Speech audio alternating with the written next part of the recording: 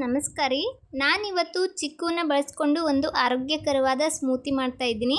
ಮಕ್ಕಳಿಗೆ ಇಷ್ಟ ಆಗ್ತದ ಈ ಸ್ಮೂತಿ. ತುಂಬ ಬೇಗನೆ ಮಾಡಿಕೊಡ್ಬೋದು, ಆರೋಗ್ಯಕ್ಕೂ ಕೂಡ ತುಂಬ ಒಳ್ಳೆಯದು.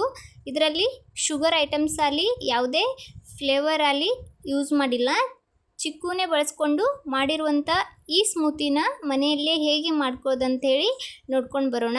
ಮೊದಲಿಗೆ ಚಿಕ್ಕುನ ನೀಟಾಗಿ ವಾಶ್ ಮಾಡಿಕೊಂಡು ಈ ಥರ ಕಟ್ ಮಾಡಿ ಇಟ್ಕೊಂಡಿದ್ದೀನಿ.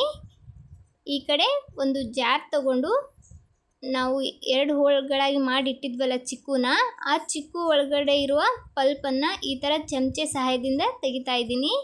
ಈ ಥರ ಮೇಲಿನ ಸಿಪ್ಪೆ ಎಲ್ಲ ತೆಗೆದು ಒಳಗೆ ಇರುವಂಥ ಪಲ್ಪನ್ನು ಒಂದು ಮಿಕ್ಸರ್ ಜಾರ್ಗೆ ಸೇರಿಸ್ಕೊಂಡಿದ್ದೀನಿ. ಒಂದು 4-5 ಚಿಕ್ಕು ಪಲ್ಪ್ ತೆಗೆದು ಇದೇ ಥರ ಸೇರಿಸ್ಕೊಂಡು ನಂತರ ಇದಕ್ಕೇ ಒಂದು 5-6 ಬಾದಾಮಿನ ಸೇರಿಸ್ಕೊಂಡಿದ್ದೀನಿ. ಹಾಗೆ ಒಂದು 7-8 ಗೋಡಂಬಿ ಹಾಕ್ಕೊಂಡಿದ್ದೀನಿ. ನಾನಿಲ್ಲಿ ಹಾಗೆ ಹಾಕ್ಕೊಂಡಿದ್ದೀನಿ, ನೀವು ಬೇಕಂದರೆ ನೆನೆಸಿಟ್ಟು ಹಾಕ್ಕೊಳ್ಬೋದು. ಇಲ್ಲಿ ನಾನು ಸ್ವೀಟ್ಗೋಸ್ಕರ ಖಜೂರನ್ನು ಬಳಸ್ತಾ ಇದ್ದೀನಿ. ಈ ಥರ ಸ್ಮೂತಾಗಿ ಖಜೂರು ಬರ್ತದಲ್ಲ, ಆ ಖಜೂರನ್ನು ತೊಗೊಂಡಿದ್ದೀನಿ. ಅದರಲ್ಲಿರೋ ಬೀಜವನ್ನು ತೆಗೆದು ಒಂದು 4-5 ಹಾಕ್ಕೊಂಡಿದ್ದೀನಿ ಸ್ವೀಟ್ನೆಸ್ಗೋಸ್ಕರ. ಹಾಗೆ ಎಷ್ಟು ಬೇಕು ಅಷ್ಟು ಹಾಲನ್ನು ಹಾಕ್ಕೊಂಡು ಇದನ್ನು ಮಿಕ್ಸಿ ಮಾಡ್ಕೊಂಡು ಬರೋದು. ಬೇಕಾದರೆ ಐಸ್ ಕ್ಯೂಬ್ ಸಹ ಬಳಸ್ಕೋಬೋದು ಬೇಸಿಗೆ ಸಮಯದಲ್ಲಿ. ಇವಾಗ ಇದನ್ನು ಗ್ಲಾಸ್ಗೆ ಸರ್ವ್ ಮಾಡ್ತಾ ಇದ್ದೀನಿ. ನೋಡ್ಬೋದು ಎಷ್ಟು ಚೆನ್ನಾಗಿ ಬಂದದಂಥೇಳಿ. ರುಚಿನೂ ಕೂಡ ಅಷ್ಟೇ ಚೆನ್ನಾಗಿತ್ತು. ಮಕ್ಕಳಿಗೆ ಮಾಡಿಕೊಟ್ಟು ನೋಡಿ, ತುಂಬ ಇಷ್ಟಪಟ್ಟು ಕುಡಿತಾರೆ.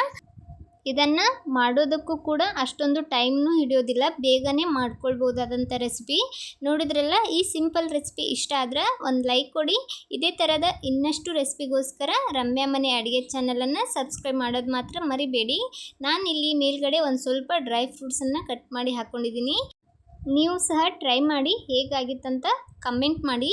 ನನ್ನ ವಿಡಿಯೋ ಯಾರೆಲ್ಲ ನೋಡ್ತಾ ಇದ್ದೀರಾ ಎಲ್ಲರಿಗೂ ಧನ್ಯವಾದಗಳು.